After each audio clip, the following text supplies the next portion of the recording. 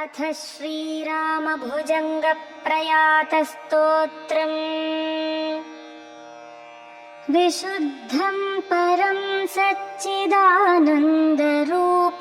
गुणाधारमाधारहीनं वरेण्यं महान्तं विभान्तं गुहान्तं गुणान्तं सुखान्तं स्वयं धाम रामं प्रपद्ये। शिवं नित्यमेकं विभुं तारकाख्यं सुखाकारमाकारशून्यं सुमान्यं महेशं कलेशं सुरेशं परेशं नरेशं निरीशं महेशं प्रपद्ये।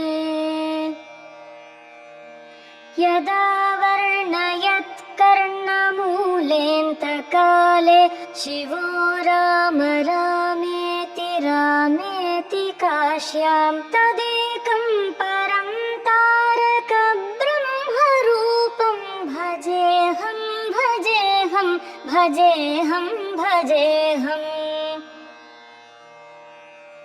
महारत्नपीठे शुभे कल्पमूले सुखासीनमादित्यकोटिप्रकाशं सदा जानकी लक्ष्मणोपेतमेकं सदा रामचन्द्रं भजेऽहं भजेऽहम्। क्वणद्रत्नमञ्जीरपादारविन्दं लसन्मेखला चारुपीताम्बराढ्यं महारत्नहारोल्लसत्कौस्तुभाङ्गं नदच्चञ्चरीमञ्जरीलोलमालम्। लसच्चन्द्रिकास्मेरशोणाधराभं समुद्यत्पतङ्गेन्दुकोटिप्रकाशं नामब्रह्मरुद्रादिकोटिरत्नस्फुरत्कान्तिनीराजनाराधिताङ्घ्रिम्। पुरः प्राञ्जलीनाञ्जनेयादिभक्तान् स्वचिन्मुद्रया भद्रया बोधयन्तं भजेऽहं भजेऽहं सदा रामचन्द्रं त्वदन्यं न मन्ये न मन्ये न मन्ये। यदा मत्समीपं कृतान्तः समेत्य प्रचण्डप्रकोपैर्भटैर्भीषयेन्मां तदा वेष्करोषि त्वदीयं स्वरूपं सदा पत्प्रणाशं सकोदण्डबाणम्। निजे मानसे मन्दिरे सन्निधेः प्रसीद प्रसीद प्रभो रामचन्द्र ससौमित्रिणा कैकेयीनन्दनेन स्वशक्त्यानुभक्त्या च संसेव्यमान। स्वभक्ताग्रगण्यैः कपीशैर्महीशैरनीकैरनेकैश्च राम प्रसीद। नमस्ते नमोऽस्त्वीश राम प्रसीद प्रसाधि प्रसाधि प्रकाशं प्रभो माम्। त्वमेवासि दैवं परं मे यदेकं सुचैतन्यमेतत्त्वदन्यं न मन्ये। यतो भूतमेयं वियद्वायुतेजो जलोर्व्याधिकार्यं चरं चाचरं च।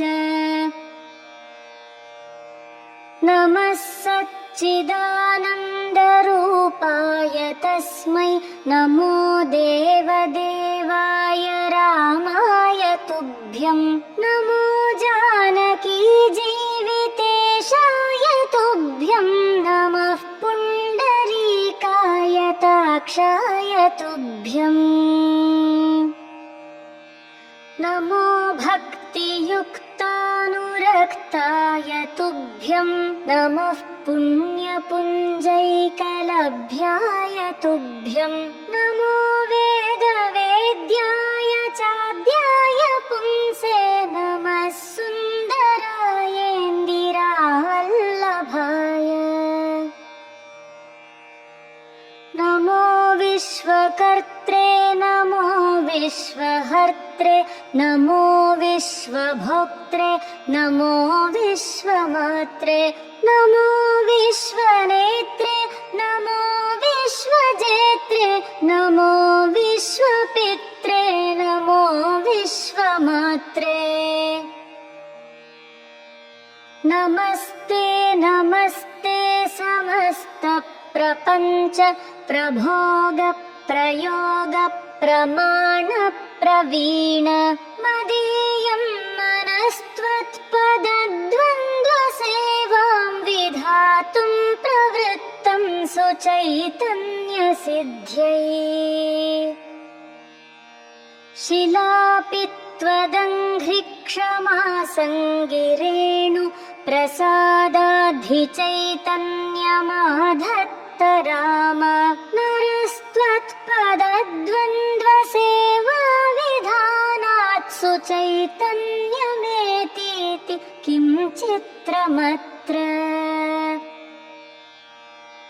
पवित्रं चरित्रं विचित्रं त्वदीयं नराये स्मरन्त्यन्वहं रामचन्द्र भवन्तं भवान्तं भरन्तं भजन्तो लभन्ते कृतान्तं न पश्यन्त्यतोऽन्ते स पुण्यः स गण्यः शरण्यो ममायं नरो वेदयो देवचूडामणिं त्वां सदाकारमेकं चिदानन्दरूपं मनोवागगम्यं परं धाम राम प्रचण्ड प्रताप प्रभावाभिभूत प्रभूतारिवीर प्रभो रामचन्द्र बलन्ते कथं वर्ण्यतेऽतीव बाल्ये यतो खण्डिचण्डीश कोदण्डदण्डः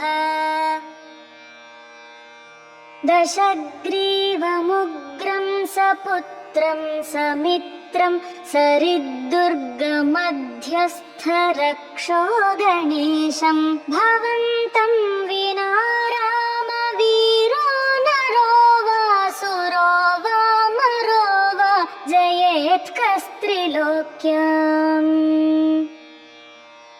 सदा राम रामेति रामामृतं ते सदा राममानन्दनिष्यन्दकन्दं पिबन्तं नमन्तं सुदन्तं हसन्तं हनुमन्तमन्तर्भजेतं नितान्तम्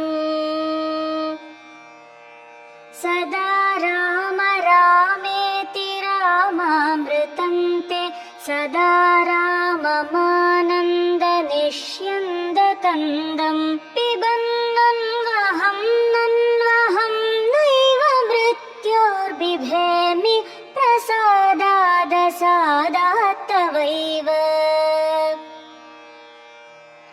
असीता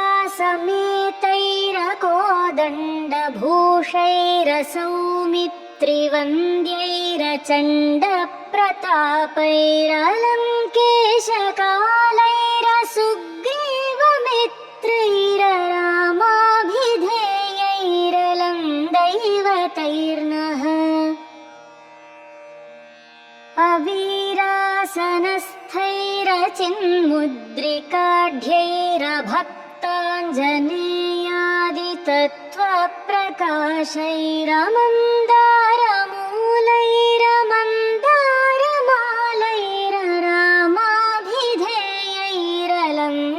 अवीरासनस्थैरचिन्मुद्रिकाढ्यैरभक्ताञ्जनेयादितत्त्वप्रकाशैरमन्दारमालैररामाभिधेयैरलङ्दैवतैर्नः सिन्धुप्रकोपैरवन्यैरवनितैर्मरुतान्वहं वन्द्य प्रतापैरबन्धु प्रयाणैरमन्दस्मिताढ्यैरदण्ड प्रवासैरखण्ड प्रबोधैररामाभिधेयैरलङ्दैवतैर्नः हरे राम सीतापते रावणारे खरारे मुरारे सुरारे परेति लपन्तं नयन्तं सदा कालमेवं समालोकया शेषबन्धो नमस्ते सुमित्रा सुपुत्राभिवन्द्य नमस्ते सदा कैकयीनन्दनेड्य नमस्ते सदा वानराधीशवन्द्य नमस्ते नमस्ते सदा रामचन्द्र प्रसीद प्रसीद प्रचण्ड प्रताप प्रसीद प्रसीद प्रचण्डारिकाल प्रसीद प्रसीद प्रपन्नानुकम्पिन् प्रसीद प्रसीद प्रभो रामचन्द्र भुजङ्गप्रयातं परं वेदसारं मुदा रामचन्द्रस्य भक्त्या च नित्यं पठन् सन्ततं चिन्तयन् स्वान्तरङ्गे स एव स्वयं रामचन्द्रः स धन्यः। इति श्रीमच्छङ्करभगवत्पादविरचितं श्रीरामभुजङ्गप्रयातस्तोत्रम्।